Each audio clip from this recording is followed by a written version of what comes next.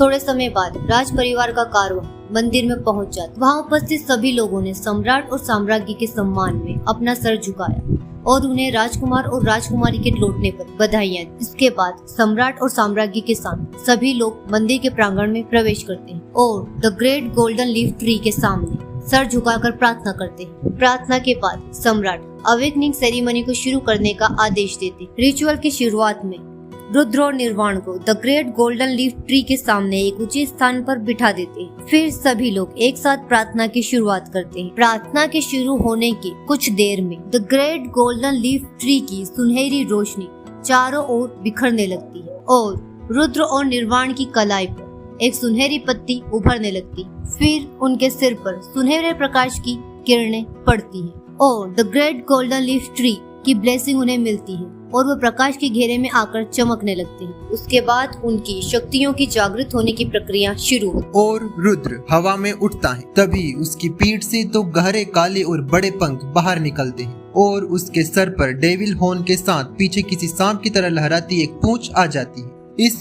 अंधेरे के बीच में दो बड़ी गहरी लाल आंखें चमकती हैं, जैसे समूचे संसार को जला देने की क्षमता रखती हो।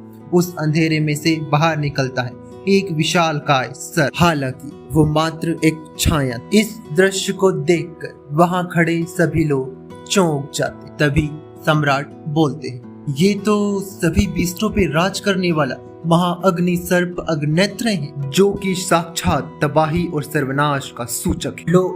लोग इस आश्चर्य से अभी बाहर आए ही नहीं थे कि आसमान से एक तेज सफेद रोशनी गहरे अंधेरे को काटते हुए राजकुमारी के सर से आ टकराती। निर्वाण हवा में उड़ जाती है और उसके बालों का रंग काले से सफेद हो जाता है। तभी आसपास का तापमान तेजी से गिरने लगता है। हवा में सफेद रोशनी में चमकने वाली एक झाड़ू दिखाई देती है। इस बार साम्राज्ञी चकित होकर यह सफेद झाड़ू न्याय और संतुलन की प्रतीक, जो किसी भी अस्त्र और शस्त्र में बदलने की क्षमता रखती है और यह अपने धारक को जल तत्व की शक्ति प्रदान करती है। महारानी की इन्हीं बातों के बीच वहां सामने जहां रुद्र से तबाही की शक्तिशाली आभा निकल रही थी, वहीं दूसरी तरफ निर्वाण से मन को शांत कर देने वाली आभा निकल रही। ऐसा प्रतीत हो रहा था कि जैसे न्याय की आभा ने तबाही की आभा को अपनी शक्तिशाली बेड़ियों में बांध रखा है। ऐसा लग रहा था कि जैसे ही ये न्याय की बेड़ियां टूटेगी, तबाही की वो शक्तिशाली आभा संपूर्ण विश्व को अपने घेरे में ले लेगी और अपने साथ अनंत अंधकार में डुबो देगी। और ऐसे ही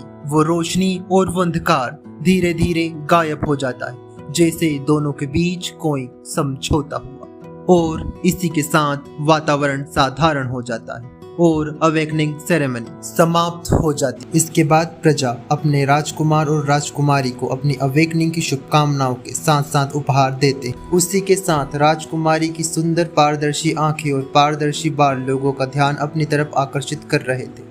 वहीं दूसरी तरफ राजकुमार की सम्मोहित कर लेने वाली गहरी लाल आंखें और गहरे काले लंबे बाल लोगों को अपने सम्मोहन में ले रहे थे। लेकिन अगर निर्वाण और रुद्र की आंखों को ध्यान से देखा जाए तो उनकी आंखों में किसी चीज को लेकर लालच साफ दिखाई दे रहा था। जैसे जैसे वो चीज उनके पास आती जा रही थी, उनकी आंखों की चमक बढ़ती जा रही थी। ये चीज कुछ और नहीं बल्कि एक गहरे लाल रंग की मिठाई थी, जिसका नाम लगान था और वो बस किसी खास उत्सव पर ही बनाई जाती थी। इन दोनों को लाल रंग ज्यादा पसंद होने के कारण हर लाल चीज पसंद आती है। यही वजह थी कि ये काफी देर से उस मिठाई को लालच भरी निगाहों से देख रहे थे। थोड़ी ही देर में महाभोज की शुरुआत होती है। महाभोज के बाद सम्राट अवेकनिंग सेरेमनी को खत्म होने की घोषणा करते हुए वहां आए सभी लोगों को धन्यवाद करते हैं और इसी तरह अवेकनिंग सेरेमनी का समापन हो जाता है।